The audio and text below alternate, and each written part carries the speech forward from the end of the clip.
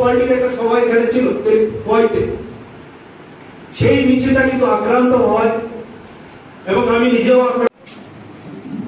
প্রয়াত কমরেড গৌরীপালের স্বামী অজয় ঘোষ, কন্যা অর্চিতা ঘোষ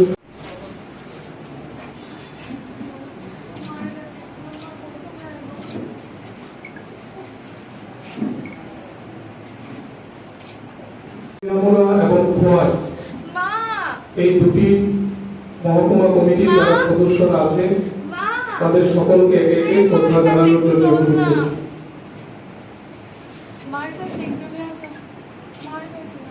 সদস্য কমরেড সুকেন্দ্র বিকাশ দে।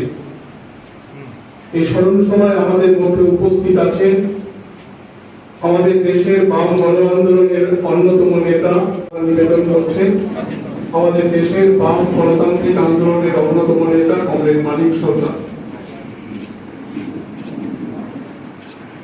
এখন শ্রদ্ধা জানাবেন কমরেড অভূত। আমাকে বলতে হবে তার জন্য আমি আরো প্রস্তুত ছিল। অভাবনীয় ঘটনা সেদিন রাত 8:50 কি 55 আমি পার্টি অফিসে বসে কাজ করছি। কমরেড কৃষ্ণারকে নারী আন্দোলনের অন্যতম নেত্রী, তিনি প্রথম ফোন করে আমাকে জানান